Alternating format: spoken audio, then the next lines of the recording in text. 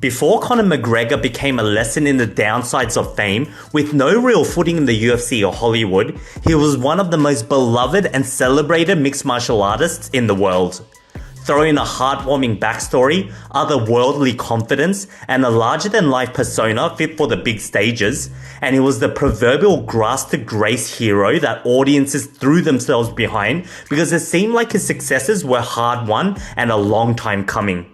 However, as we've so often seen with many of such stories rising to the top, no matter how challenging it was, is child's play compared to actually staying at the top. And so, McGregor unraveled like the storied Humpty Dumpty, high up on the wall, at the peak of his fame and down in a gazillion pieces by the end, toppled by controversies and habits unbecoming of the superstar he believed himself to be. This is the story of the rise and fall of the notorious Conor McGregor.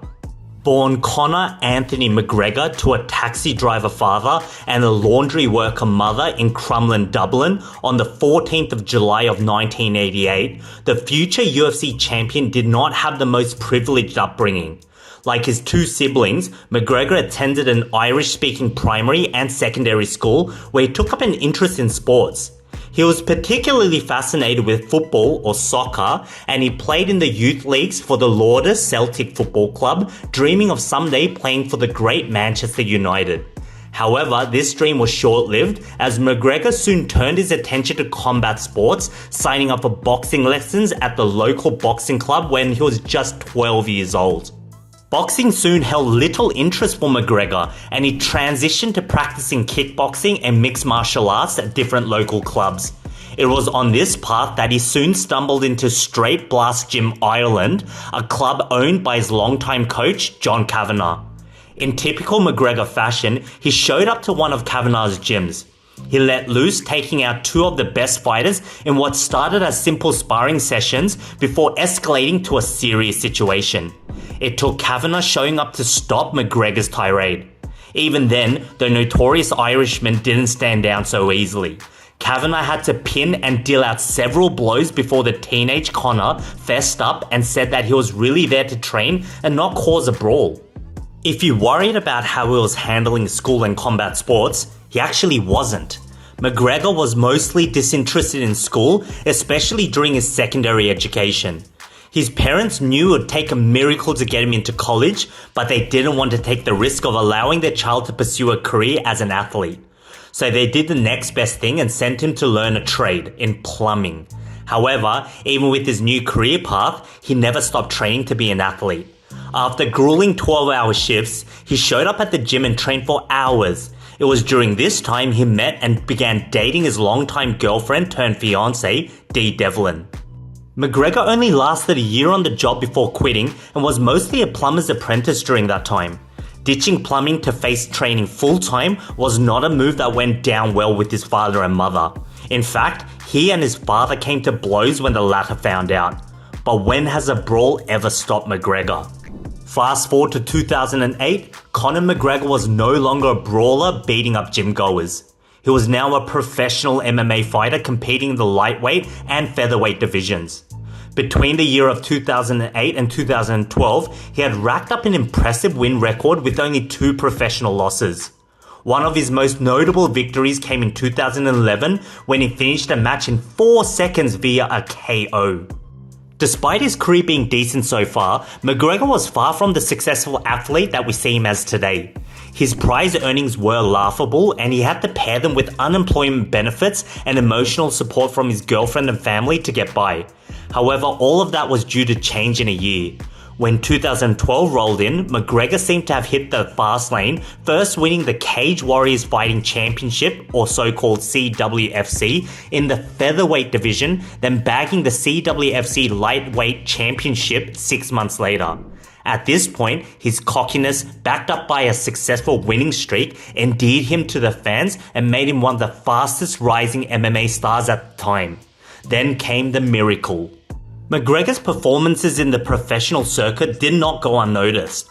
By February of 2013, he was firmly in the scope of the UFC president Dana White. That same month, White brought McGregor to the largest MMA promotion company. 2 months later, in April of 2013, the Irishman got his first UFC match against Marcus Brimage. There was no playing it safe. McGregor finished the bout in 1 minute 7 seconds with a technical knockout, thus continuing his winning streak. However, his debut campaign in the UFC came to a screeching halt when he ruptured his ACL. That severely hampered his rise to the top, but if there was a lesson McGregor was familiar with, it was patience. Fast forward to 2 years later, and he had his hands on his first UFC championship after dispatching Chad Mendes in Las Vegas.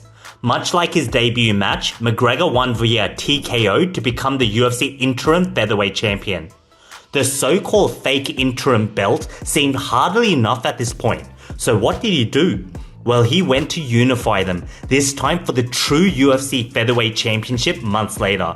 This time, McGregor didn't waste any time to get his grubby hands on the real title. It took all of 13 seconds for him to say hello to Jose Aldo's face with a left hook that put the Brazilian down. A year later in 2016, McGregor lost his first match in the UFC.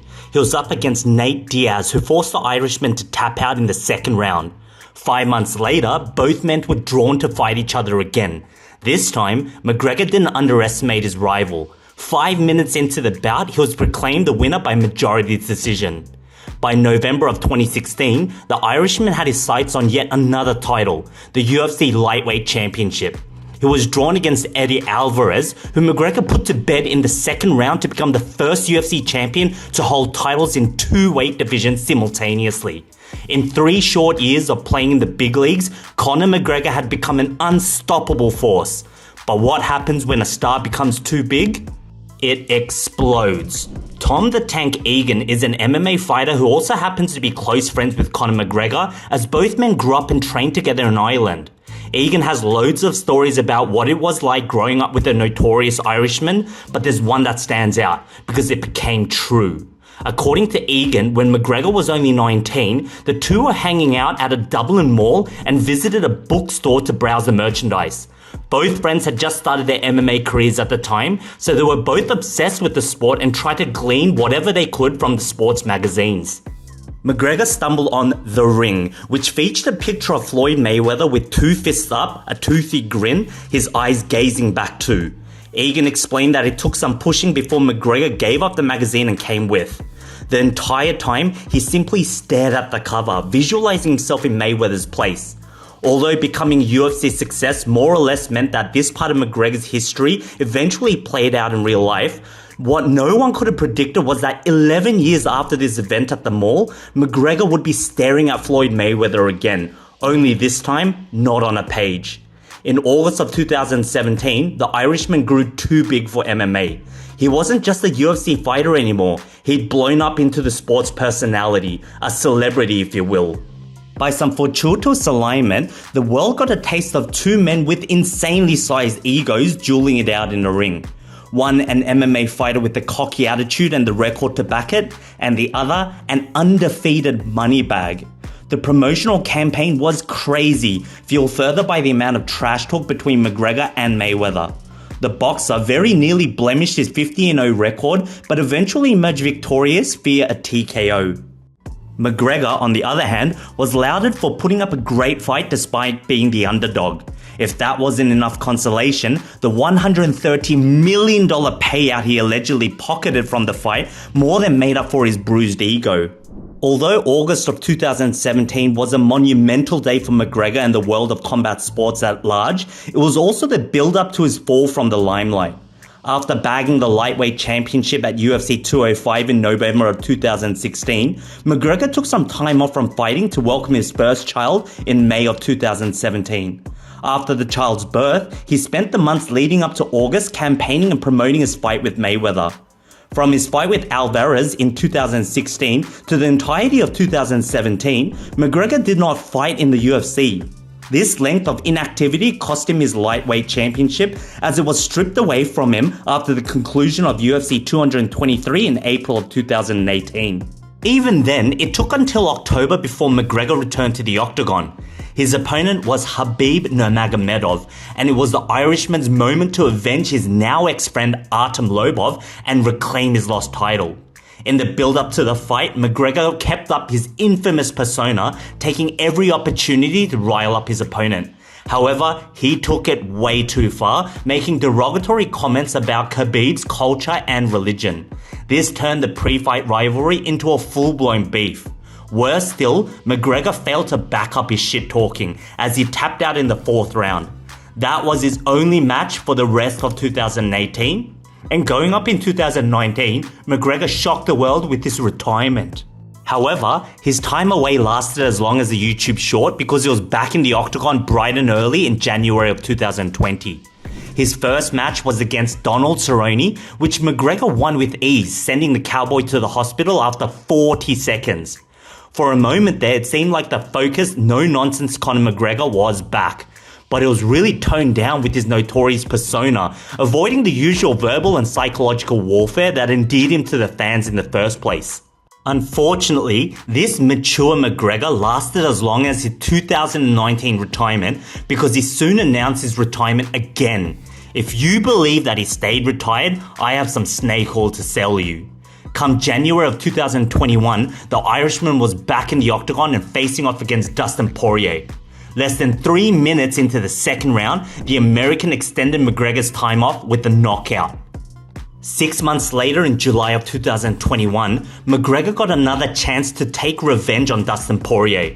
His defeat was even worse this time as he didn't exceed the first round, losing the bout in the 5th minute through doctor's stoppage after the Irishman broke his tibia. He'd spend the next few years recovering from his horrid injury. Then came the announcement of his return in 2024 to face Michael Chandler. The fight was slated for the 29th of June, but a few weeks to the date, McGregor was injured again. That surprised no one, but why? Conor McGregor quickly became a fan favorite both in his native Ireland and on the global stage. To be completely honest, he played a significant role in transforming the image of MMA from merely a sport about violence to one about theatrics and self-marketing. However, his infamous persona, which made him beloved to his fans, soon became his undoing. It didn't help that the Irishman was attracted to side quests that ran afoul of the law. For starters, the McGregor-Nurmagomedov beef boiled over from a match in the octagon to a gang war for a lack of better description. McGregor had the brilliant idea to travel all the way from Ireland with some friends to ambush a UFC bus carrying Khabib and other fighters. The result was disorderly conduct charges that ended in community service and anger management therapy.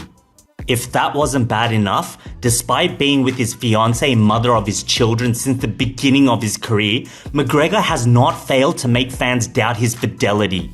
He was hanging out with other women on the weekends and posting it on socials. But on Mondays, he was the devoted husband, love bombing his wife on the same socials.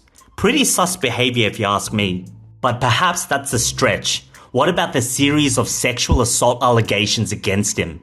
A woman filed a sexual assault case against him in 2018 in Dublin. Despite being investigated by the Irish police in 2019, McGregor wasn't charged. Yet the woman refuses to drop the case. Instead, it ballooned into a civil lawsuit in 2021 on new charges of personal injury. The case is currently set to be brought before the court in November of this year. But it gets worse. When McGregor wasn't being accused of sexual misdeeds, he was caught on camera physically assaulting people.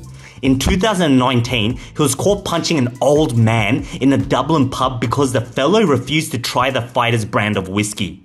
How insane is that? You'd think that all these charges would keep him on the straight and narrow, but they don't. In fact, before these allegations and incidents came to light, McGregor had consistently been in the crosshairs of the police for his driving habits. In 2017 and 2018, he was found guilty of speeding offences and was fined. In fact, when he repeated his sins in 2018, his license was revoked for 6 months. Did he learn? What do you guys think? As recently of 2022, McGregor was arrested on 6 traffic charges, including driving without insurance and a license. He had his car impounded while the case dragged on in court.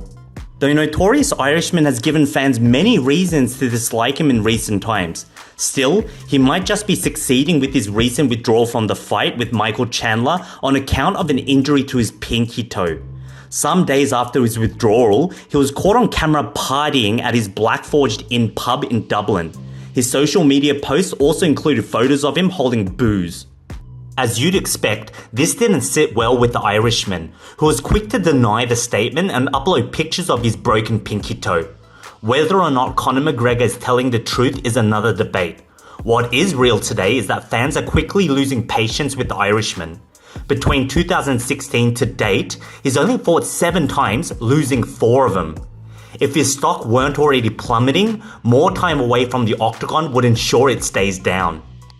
With that said, what do you guys think of Khamzat Chimaev's career so far? Do you think he still has a chance at reclaiming the spotlight?